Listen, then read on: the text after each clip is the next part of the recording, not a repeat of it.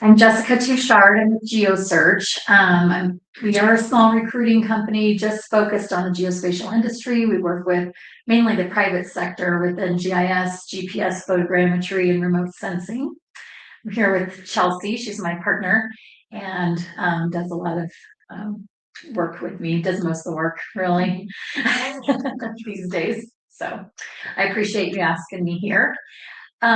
This presentation, I'm just going to be talking about what we're seeing in the job market. A lot of times we are a barometer for the general climate, I guess, in the job market, and just it is one perspective, but wanted to give you that. So I'll be talking about hiring realities and what we're seeing in terms of market demand, and if you are in the job market, sort of how to stand out.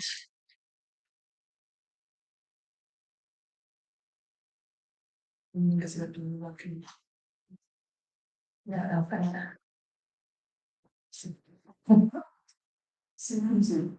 It's connected to them.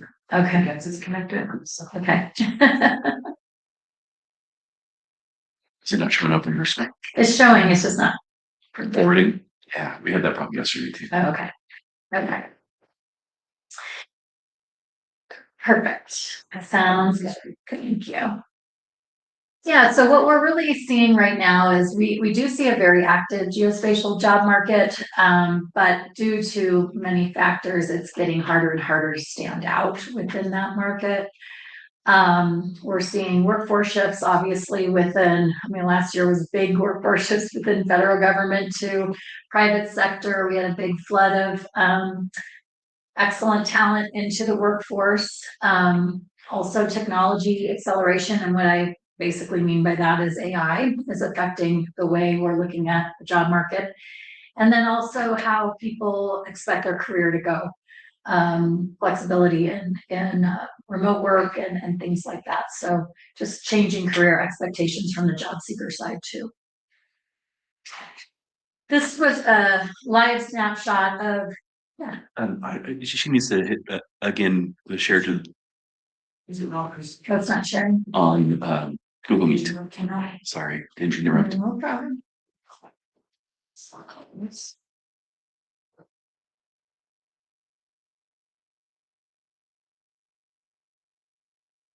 Thanks, Brian.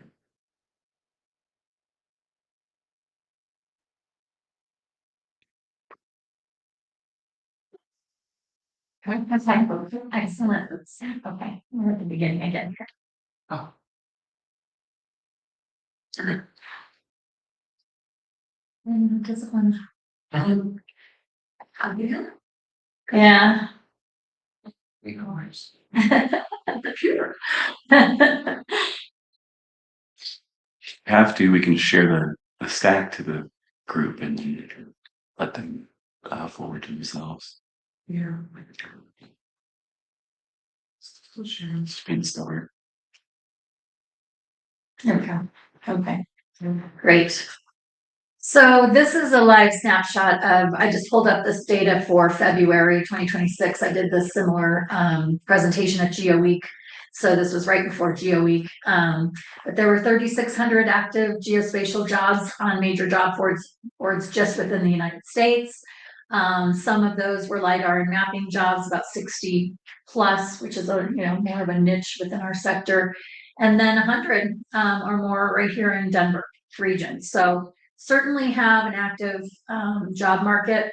Interestingly, today, as I was driving up here, I was listening to just a basic jobs report news thing, and they were saying that there's a 36% increase this year in business applications, new business applications, telling me that telling us that more and more people are going to start their own company, consulting firm, whatever. So that's an interesting trend, and we're seeing it certainly in geospatial too. That has to do with baby boomers, retiring and having some expertise that they can bring into the market in a part-time way, as well as probably some of the displaced workers. And then they cited on this newscast that it was a lot of, again, the AI uncertainty, whether real or perceived, that their job may be a little bit more insecure and they're trying to take some control over that path. So that's kind of an interesting statistic I didn't know about till today. But I'm certainly seeing that in geospatial. 50,000 GIS analysts in the US. And that's just that title. And we all know that title is Narrow. well, maybe wide. You know, I mean, GIS analyst means a lot of things to a lot of people, but yeah, that's just that one title. So in terms of what companies ask us to find all of the time and what they're contacting us about, which means here's the pain points in there and who they can't find. The GIS and mapping, we see a lot of GIS specialists. And what I mean by that are people with advanced geospatial skills, enterprise skills, administration skills, some programming, possibly ArcPy, Python, things like that. So within the GIS and mapping space, that is sometimes clearances set people apart, different categories that make it a little bit more specialized that are harder to find. And those people tend to be gainfully employed, so harder to reach. Surveying is in a big crisis. They have more people retiring than they do coming into the survey field. So we are constantly talking to new GIS graduates who can't find their first position about, you know, contact your local surveying company, let them know you're interested in drafting, and they will probably bring you in tomorrow. So this is a field really needing our expertise. Sales and business development is always a top category for us, just generally, and certainly are seeing that still this year. And then augmented reality is something that we're seeing more about. Scott and I were talking about earlier, the reality capture, the scanning of buildings, different indoor mapping is what I mean by that. And then, of course, leadership. We even were asked to recruit a recruiter this year, which we thought was kind of funny, but so we have some of those types of positions as well.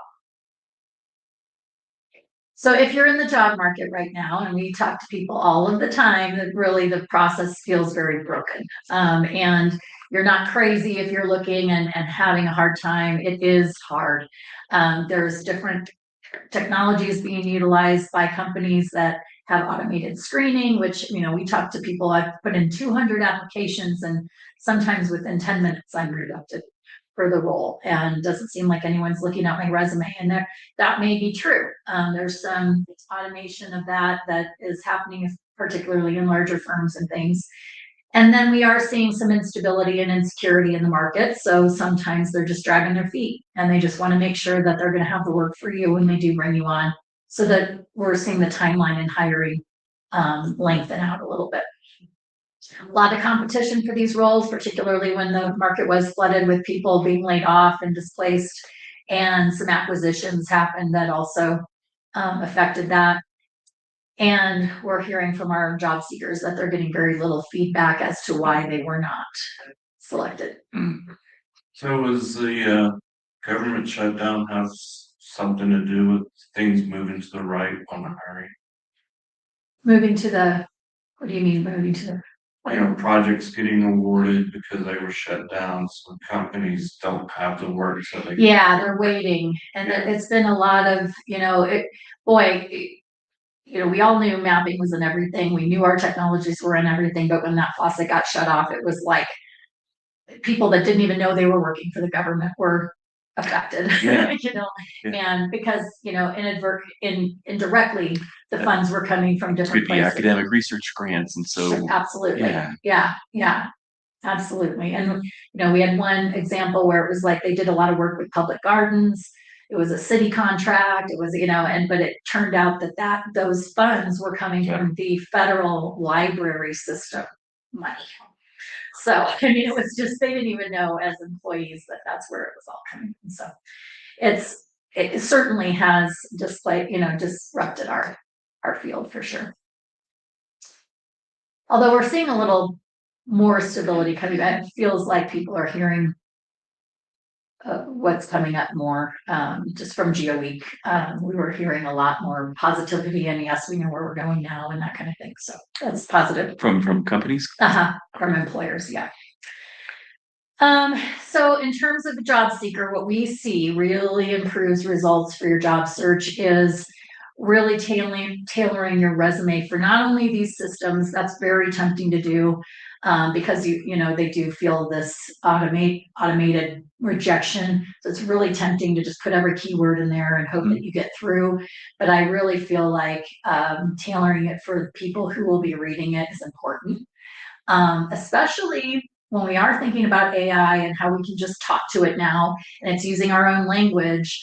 Sometimes, you know, even the filters are starting to do that more. So definitely tailor, you know, your information for both the system and but people reading it, so that if it does hit humanize, it makes sense to them. Networking with intent. They can't say enough about in-person meetings these days, and just getting to know people, asking for introductions. And then what we want to see on your resume is what problems have you solved with geospatial data? What do you do? Tell me your story.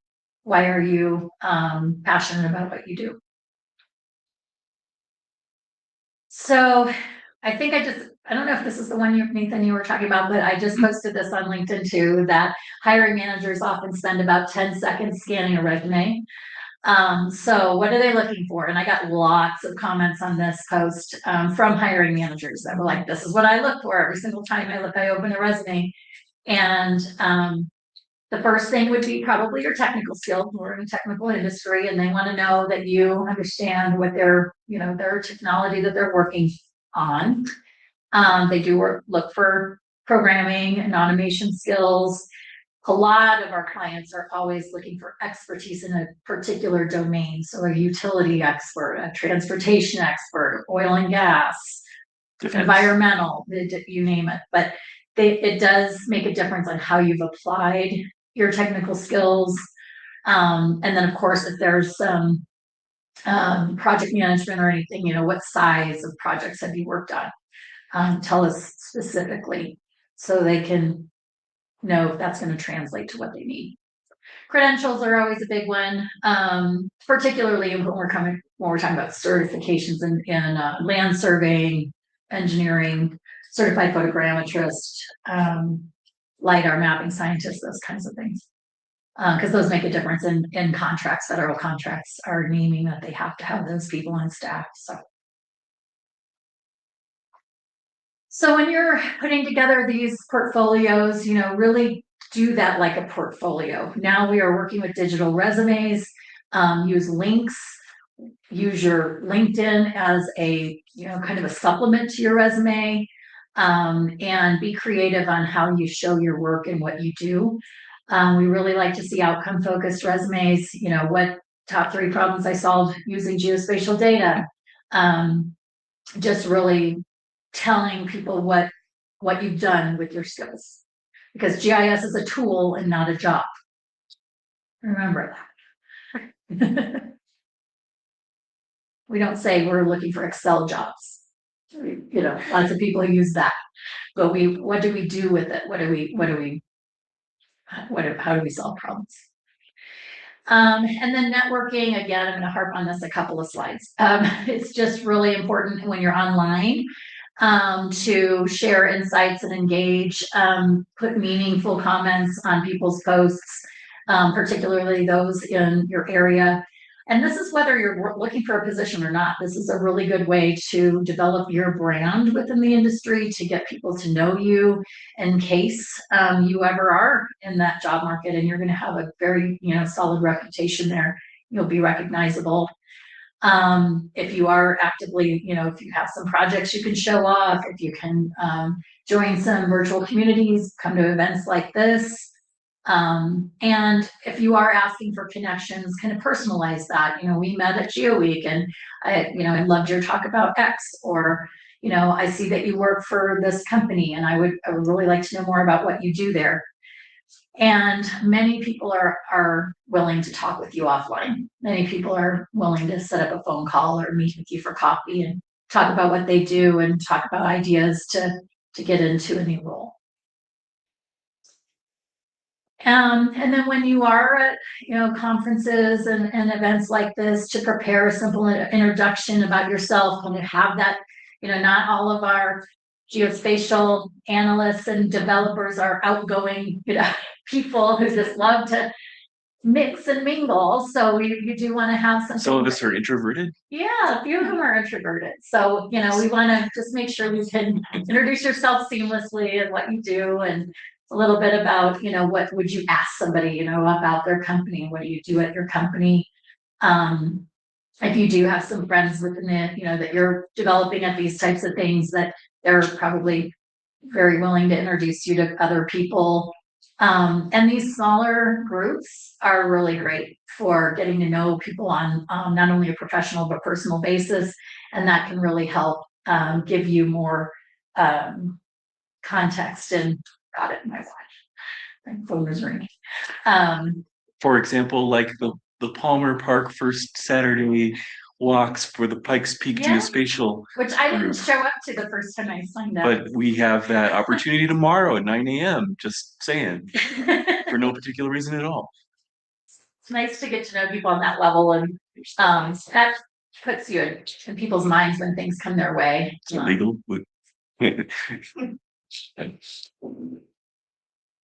So in terms of the takeaways, I feel like some things are missing, but in terms of the takeaways, the demands exist out there. The hiring systems we have are definitely imperfect, but certainly make sure you're networking. And that is all. And I'll put my contact information, and I'm happy to answer any questions you might have. Anyone else have a question? I have a question. Well, showing a portfolio or showing your work or sharing it on LinkedIn, that's kind of a new thing.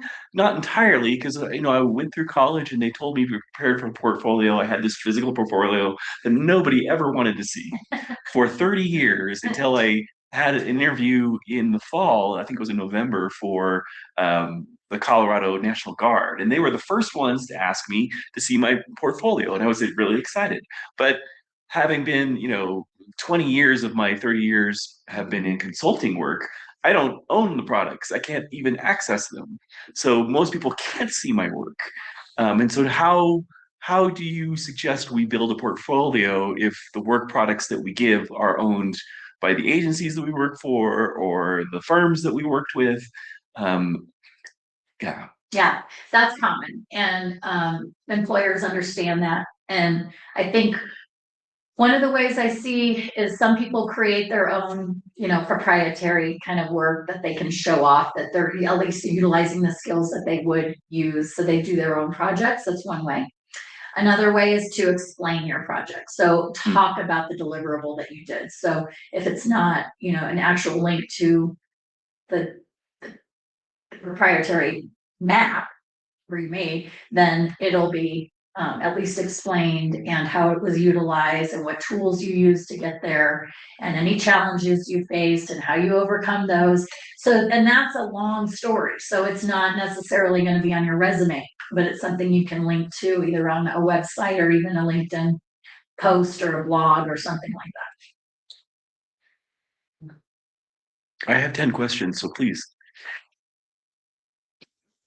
Yeah, those narrative descriptions of what you've done. So that's good if someone's reading or hearing you express it. But yeah, that visual component, how important is that to employers in particular?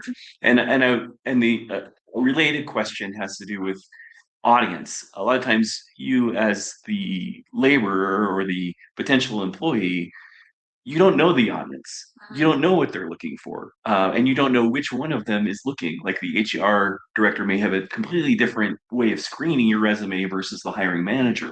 And so the content might be completely different for what they're trying to look for. How can you guess? How do you know? Exactly what you said. There's different personas, and I would say to keep that in mind. When you first apply, the first person that sees your resume probably doesn't even know how to spell GIS. They may be looking at it, they're looking to match those keywords from their job description, to your resume. And is this manager going to be mad at me for forwarding on this person? But as long as they have a reason to, this looks about like what they're talking about. Particularly, this really happens in larger companies and in government agencies and things. You're really having a gatekeeper, and your resume is not your friend at that point. That's where you really need to kind of tailor it to job description. Make sure it's almost in layman's terms. Basically, I am doing the job that you are looking to fill. I can do this job, and here's why. Then, when it does go on to a hiring manager, I think they often look at your links. I think they often dig in a little bit more because they understand what you're talking about.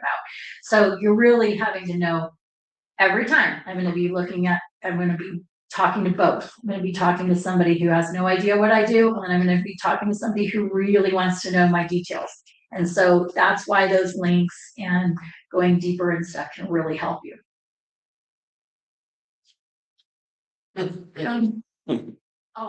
So one thing I've noticed is that, like, I've known a few people who've done this where they've been in a career for like 10, 20 years, great, and then they lose their job. Mm-hmm. So now they're jumping back into job marketing and looking for the job. And, they have skills that are translatable to jobs that they're looking at, but they don't know quite how the applying for jobs goes about these days. Mm-hmm. What are the ways you suggest that people kind of keep up to date on that, or how we relearn that things when they're getting back into job searching? We saw a lot of that this last couple of years. So I think one of the things you can keep in mind as you are working every day is to update your resume every quarter, every at least 6 months, because you're going to forget what you're doing today. I mean, and if you ever have to market that, you're on to the next project, you're on to something different. You forgot that you had this. It's what you do continuously. It's your Absolutely. process while you're working that will help prepare you for those moments of responsibility.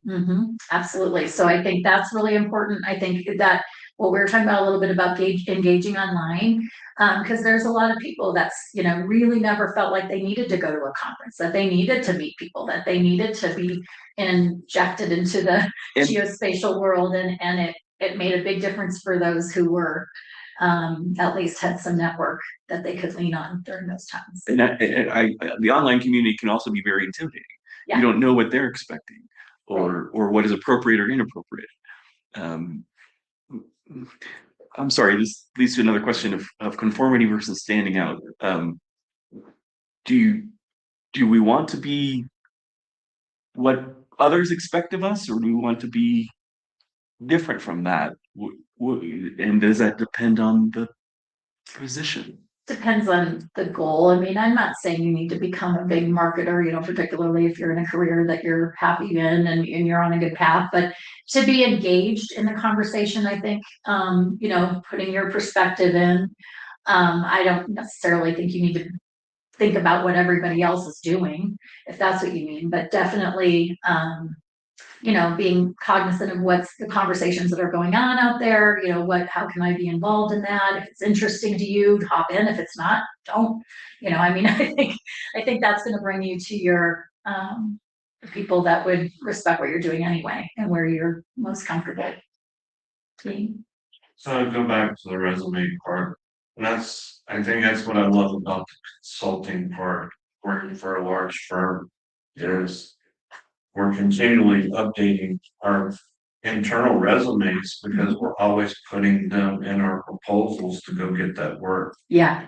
So that is something that I think a lot of people wish they would have been doing more when we were, talking with people as they were, like you said, after a long career, hadn't been in the job market for a long time, had amazing skills. And many of them were networked, but they didn't know, they just didn't know how to put it all together and how to really go about the job search. So I think that is one lesson we've definitely learned out of this is, keep that up to date, because it is hard to remember all the projects you've done and everything and the challenges, because it may be easy now, but 5 years ago when you first were starting those types of processes, it was hard, and how did we solve it, and what resources do we use, and that kind of thing, which may not always be relevant on your resume again, but certainly in your story when you're talking with people and interviewing, and even just bonding with people, about the old times or whatever, so.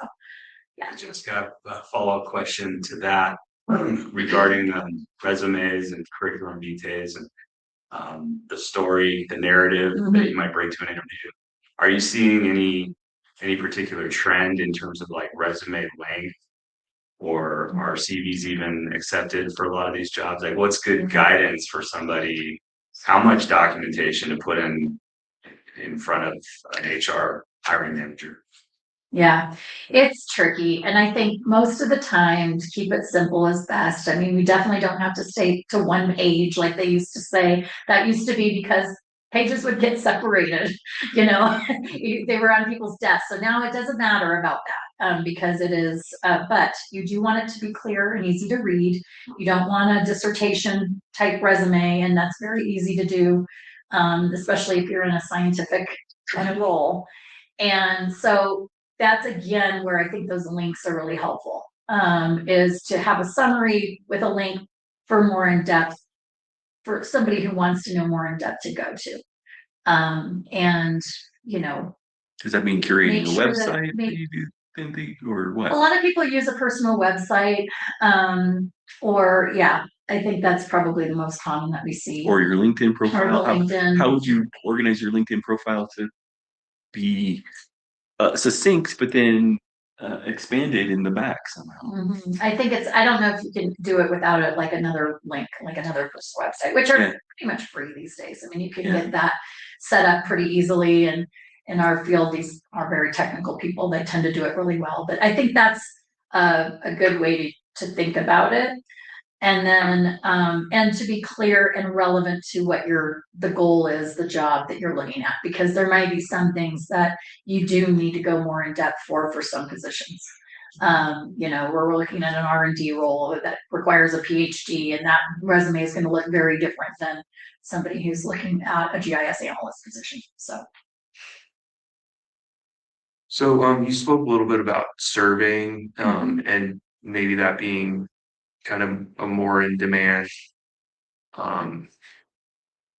GIS related field or skill set. Are there other skill sets or like fields that use GIS that you're seeing more demand in versus others? I think that some that are overlooked, I don't know if I think the demand is there, but to become more specialized. So within, GIS, we see a couple of paths. Some is more on that software development side. Some is more on the project management, maybe account management side, consulting side.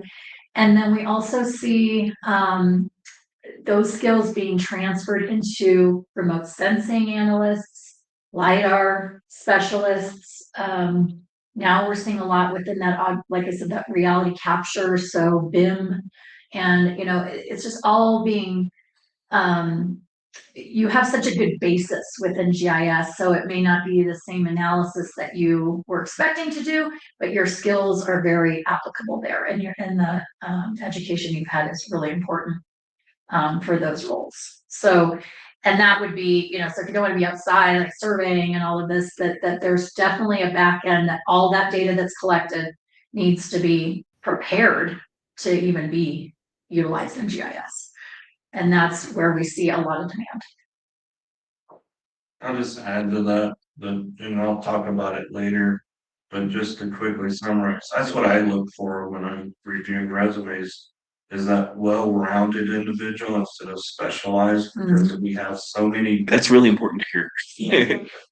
Because we have so many different things that we do, and we get involved in different contracts that we need that well-rounded individuals, not a specialized stovepipe. Right. And that story we're talking about putting on your resume can definitely help show that. Because, like we said, we're moving through projects all the time and different challenges, and that adaptability, what you've learned over the course of your career, just shows that what you can do. And that's important. Brian Russell has a question. Okay. Yeah, kind of expand on that. As a job seeker, I kind of tend to find the opposite, is that employers are looking for very specific skills, and think I'm a very well-rounded, I have very well-rounded transferable skills, but I'm having trouble, pinpointing the exact things that they're looking for. Like if they want to our GIS enterprise administrator that knows how to do XYZ. I'm struggling there because I have some of those skills. I don't have all of them, and I think that's what's holding me back. So to be well-rounded, I don't know if We're not seeing it that's in the a lot right of the comment. position descriptions and in a lot of the discussions that we're having with employers. Right. I'm saying that from my own experience too, Brian. It sounds like they want somebody that really has this narrow band and, frequent, how many hundreds of implementations of ArcGIS Enterprise have you done in AWS? Well, if I worked for a single agency, I might have done one or two. That's because we're not flipping them out like hotcakes all the time. I understand you might be flipping them out like hotcakes all the time, but I have the skills and experience to be able to flip them out like hotcakes all the time if you give me the opportunity to do so. Mhm. Yeah, I don't know if that's what you're seeing, Brian. Yeah, that's what I'm saying. Is I definitely can do these things. I'm willing to try. I'm willing to learn, and I have a good foundation of what these skills are. I just can't hit every bullet point that they're looking for. Did you have a comment on that? Actually, question, how many, I should say, let me rephrase that. How relevant is the personal reference? Like, are you seeing that still really important to the application process? Is that becoming less relevant?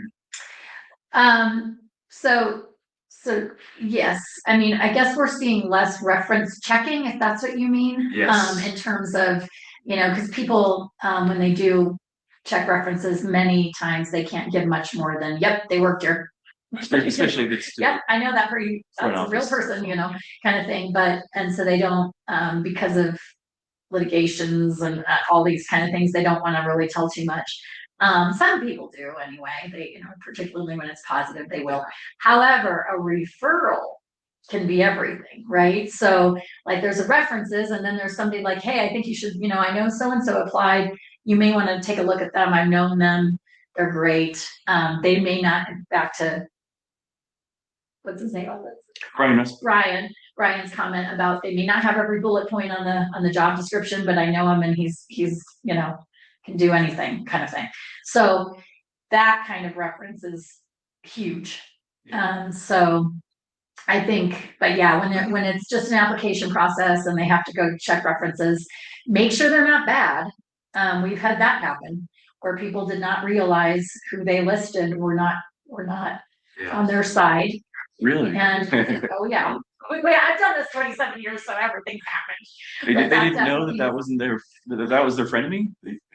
Didn't know. And they list them. And so I think it's really important when you do list references to call them, talk with them, let them know you're listing them. Are you comfortable giving me a good reference?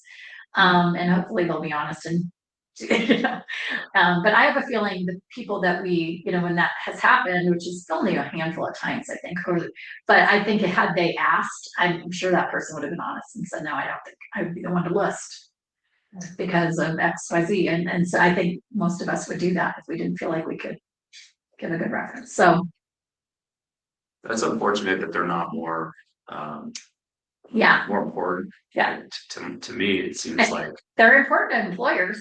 Yeah. The problem is that people don't want to reply to them too much, and so it's Really. I think They're not responding. They're not allowed to. In some organizations, you're not allowed to do it. Even a positive.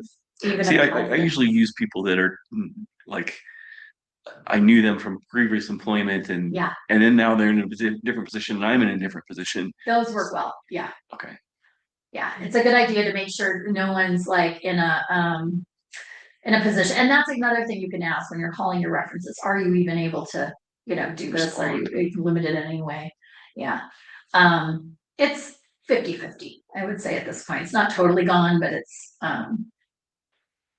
it's harder, I think, to get. It should be used more and it should have more value, but it's being kept from. Mm-hmm. Mhm. That's unfortunate. I think that's really important component is, you know, Mhm. understanding, is this somebody that you would want to work with? And that's a good point in terms of building up your online thing, your LinkedIn profile can have references on it. You can have, you know, and those are things that people can see whether they, you know, are asking for it or not. And it's a good way to build up your brand, particularly if you see yourself going into the market. So another thing to think about when you're building up that little portfolio. It's a good point.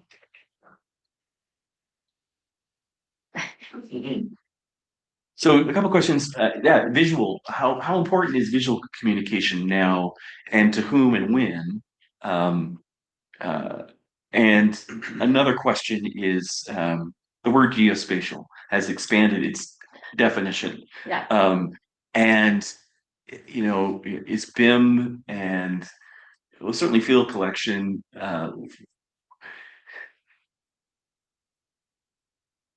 Is that our universe? We need to be expansive in the universe, or how do we? Yeah, how do we be inclusive and related so that all these fields are not trying to compete with one another, but being um, cooperating well with one another in compatible roles?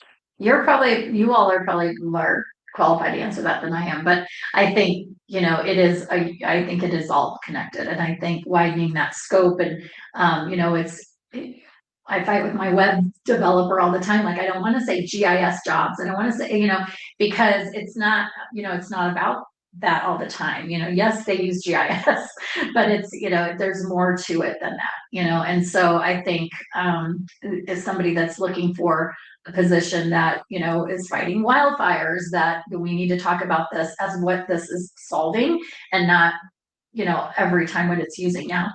To Brian's point, yes, job descriptions are narrow. They're like, these are the tools we use. These are the things we want you to know.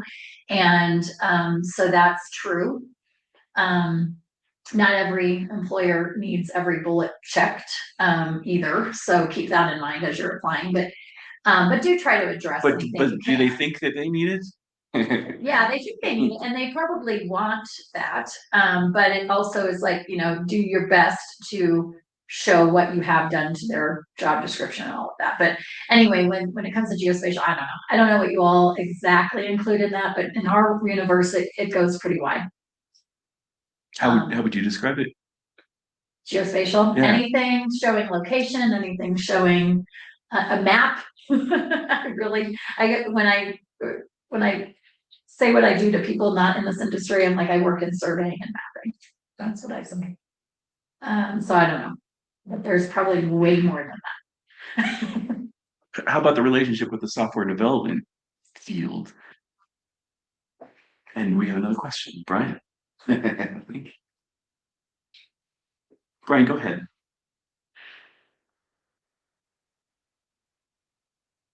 Okay.